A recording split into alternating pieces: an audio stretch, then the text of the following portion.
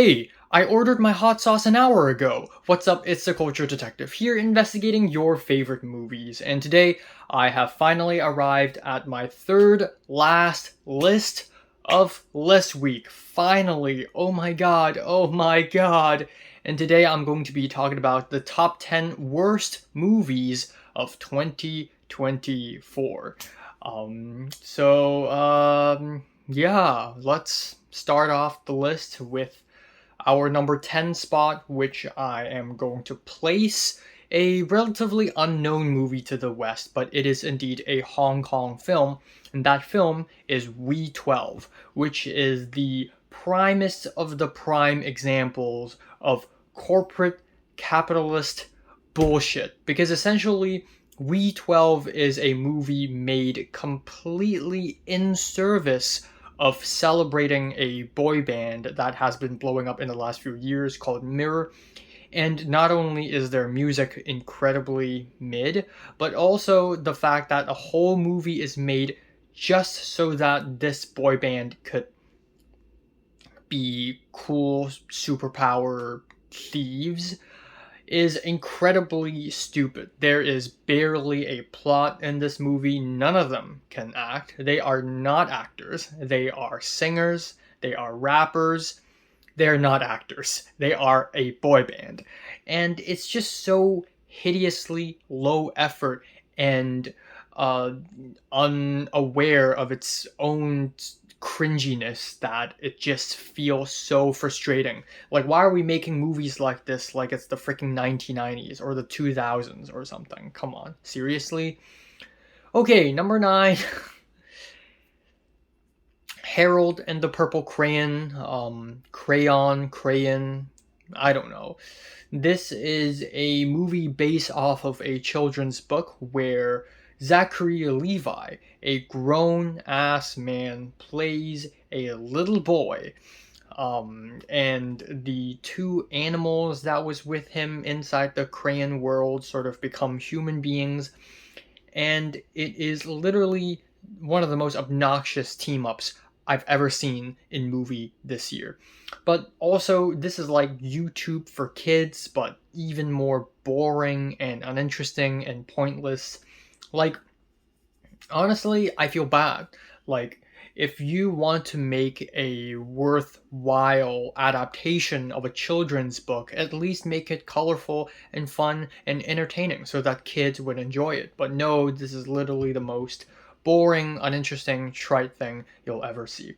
Now, at number 8 and 7, we have two blockbuster sci fi cash grabs that are boring and soulless. Number 8 being Borderlands, the new movie by Eli Roth. Fun fact, this movie has been in post-production hell for like 3 years. It's supposed to come out in like 2022 or something, but it didn't because no one wants to edit this thing. Borderlands is a movie based off of a video game. And, usually movies based off of video games are very dumb and they are very insincere to its adaptation.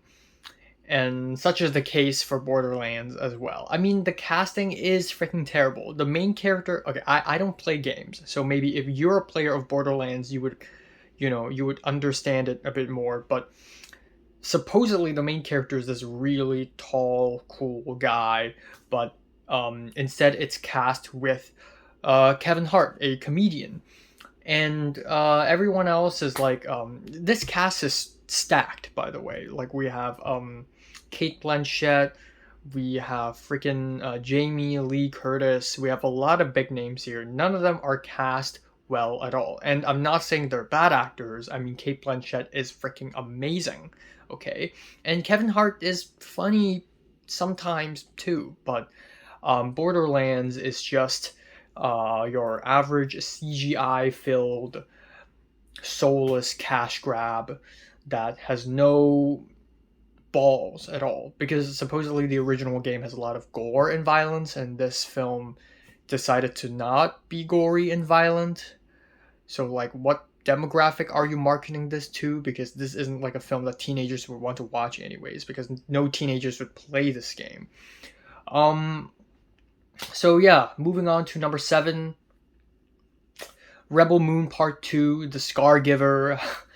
um, yeah, this is honestly a sad story because Zack Snyder conceived of this story in the late 1990s and he kept on pitching it again and again and again and again, and it's finally made. And after so many years, after like 2 decades, he's finally able to film this thing, and this movie got onto IMAX screens for like a week and then it's streaming only. That's freaking depressing. But if anything, it just goes to show how stubborn Zack Snyder is. This is not that great of a story. It's just a Star Wars ripoff. Let's be honest here. This movie to Star Wars is like Greta Van Fleet to Led Zeppelin. This is literally just Star Wars. Like, they're fighting in space, there's a big evil empire, and the protagonists are all, heroic figures from other places around the galaxy or something. So it's literally Star Wars, but another side of this movie is that it just goes to show how broken the industry is. You're willing to pour tons and tons of money into the production of this film just so that this film could screen for a week and then disappear into streaming services onto Netflix. That's sad. You're ruining your own film industry, Netflix. But I mean, seriously, this is as boring and as uninspired as it can be. This movie is 2 hours long and it's part 2 of a 4 hour long film, and like nothing happens. There's no battle, there's no action until the second half. But of course, when we hit the second half, it's just a CGI mess, of course. It's interesting because Zack Snyder is trying to do this Seven Samurai thing where it's about a bunch of people sort of protecting a village from the evil empire, but it doesn't have a single charm or a single interesting character like Seven Samurai. It's just completely bland mess. There are only 2 saving graces in this film. One is Pei Duna, who is great. The other is the fact that they have to farm in order to save their asses, which is really funny. Okay, number 6, I'm giving it to The Strangers Chapter 1. This is a horror film that is a remake. Of course, half of the movies on this list are either remakes or reboots or sequels because they're all soulless, uninspired cash grabs. And The Strangers Chapter 1 is also one because it is a reboot of the original Strangers, and instead of giving anything new or refreshing, instead of adding a new idea to the story, they basically just copied and pasted the original Strangers movie onto this new version, and of course, worse, because the characters are worse, the acting is worse, the movie is desaturated and dark as hell. I know it's a horror film, but just because it's a horror doesn't mean the movie has to have no colors, okay? Scary equals decolorized, not a thing. It shouldn't be a thing. The jump scares are hilarious. Some of the scares are just boring. The characters are frustratingly stupid. And it's only chapter 1. Are you going to make a chapter 2 out of this? Are you going to turn this into a freaking trilogy? Seriously? Do you think anyone's going to watch this? Yeah. I don't know why everything has to be sequels these days. Really don't. Now we have our very interesting number 5 spot, and it's Beautiful Wedding. This is a cocaine-fueled, psychosexual screwball comedy, and it's insanely campy. Lots of sex, lots of awkward, cringy sex, and more sex. Everyone just wants to have sex in this movie. And I didn't even know it was a sequel until after the movie. But yeah, the only reason why it's not at the very bottom of this list or at the very top is that it's very campy. It's so insane.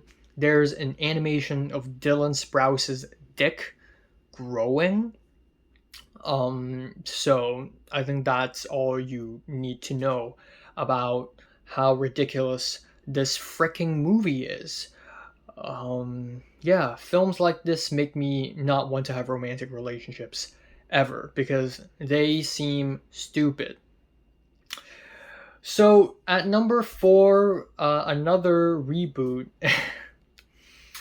and this is Megamind versus the Doom Syndicate. This is just sad. I feel terrible.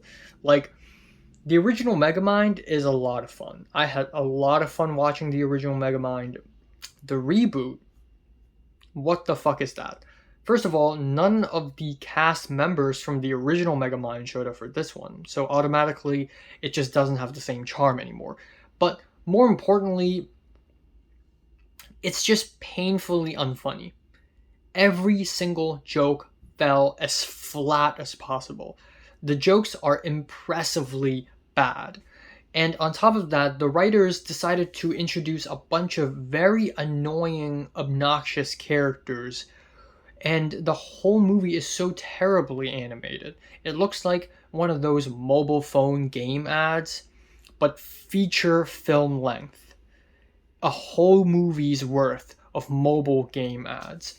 And this movie is also very out of touch with social media and the internet. And it's weird because the original came out in like 2010 or like before that. And social media wasn't as big back then. But somehow the story of this new film takes place immediately after the original Megamind. It doesn't make sense at all, and apparently this entire movie is just one big elaborate promotion for a shitty TV show that's no one gonna watch anyways. So yeah, this is just plain sad. Now, moving on from plain sad to offensively bad, we have number three, and this movie is Reagan, a biopic of former US President Ronald Reagan. Who in God's green earth, who on God's green earth asked for this movie? There's completely 0 point in making this movie, by the way. No one really wants to remember Ronald Reagan through a movie. No one. Literally no one. Apparently this movie has been in the works since the early 2000s. Like, the movie was conceived in the early 2000s, and once again it's in like production hell, it's in development hell since then. But yeah, first of all, props to Mr. Dennis Quaid for starring in one of the best films of the year and then starring in one of the worst films of the year. She does a terrible impression of Ronald Reagan. And okay, I'm not American, so I'm not super familiar with presidents and US history and all that shit. Second of all, I'm not obligated to be patriotic to the US. So let me just be blunt here. Ronald Reagan is not a hero. What he did when dealing with AIDS, causing millions of people to die because he willingly omits AIDS, and also what he did to the American economy, the deregulation of economy. I don't know much about US history, but I learned film history, and I have studied that in the 1980s, Ronald Reagan has deregulated the film industry to the point of bringing back studio systems almost, which is freaking terrible. This is why there were so many huge, giant capitalist film things in the 80s. So the movie painfully, cringily depicts Ronald Reagan as this lovable hero, completely tone deaf, without any nuance at all. Every scene, Ronald Reagan is just a nice, happy guy. And this movie is also like narrated by the villains, which is the Soviets. And hey, I understand the Soviets have done some terrible shit as well, but to completely paint USSR as, ooh, evil, they are the bad guy, but American, strong, American is 100% the great guy here, is just very tone deaf and very stupid, and this entire movie is just jerk off material for conservatives. It's just conservative political porn, is what it is. Now, at number two, this movie is laughably bad, and it is a movie adaptation of the very not so famous young adult novel Uglies. Yeah, this is the young adult story to defeat all young adult stories. You know that meme where it's like, ooh, my name is Quentin. I'm 13 years old and I'm part of the rebel. This is like that movie. Uglies is a movie about ugly people who are poor and discriminated against, sort of rebelling against beautiful people who, after you become beautiful, you become assholes. And so the entire film draws a dichotomy between ugly people, but ugly people are real and they read books. There's literally one of the biggest lines in this movie during the climax is like, I want to be beautiful, but I didn't know it would cost my mind. Because, of course, the moment you become beautiful, you just become dumb. Like, that's kind of true, actually. I'm living in LA right now. Beautiful people are kind of dumb. Not gonna lie. There might be some truth to that.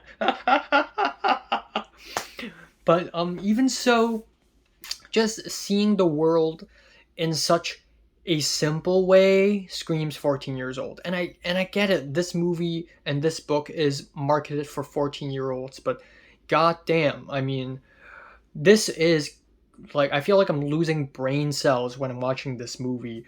I feel like seeing this world in such a simplified black and white way is just like, it's if you are moving towards adolescence, you should not think that way. The world is more complicated and nuanced than whatever this is. And on top of that, the main characters like Joey King, like, why is Netflix trying to convince us that they're ugly? They're not. If they're ugly, then I should just jump into a pit of fire right now. Like, and the CGI is bad as well. Everything's really awful. But not as awful as our number one spot, and I think you all know what this movie is. This film is so impressively bad, I'm honestly, like, impressed. Madam Web. Yeah, this is amazing. This is a masterpiece. Like, um, this is so bad that I came in with very low expectations, and I was still surprised at how bad it is. Because not only is the acting and the dialogue and just the CGI terrible, but like, watching this movie also made me realize that literally every other element in the film, the editing is like so choppy. The cinematography is not too terrible, but it's still bland and boring as fuck. And every single minute of this film, every single minute of this movie, of this flick, something laughably bad happens. Silly musical choices that make no sense, and just every single actor completely phoning it in. Like, they're all there for the paycheck. None of them take it seriously. Even Dakota Johnson, who, she has starred in some terrible movies, let's be honest here. Dakota Johnson hates this movie. After he made this movie, he fired his agent or something. I mean, even Hollywood makes fun of this movie, is how bad this movie is. He was in the Amazon with my mom when she was researching spiders right before she died. Like, it's not even in the movie, and it's already like one of the most iconic lines of the whole show, because that's what Madam Web is. It's so bad that I actually recommend people watch it, because it works pretty well as a comedy, not gonna lie. So yeah, I'm just gonna leave it at that. These are my worst films of the year. There are probably other more terrible movies that I'm not aware of, and feel free to comment them down below and spread the hate. Yeah, so subscribe if you want more, and thanks for watching.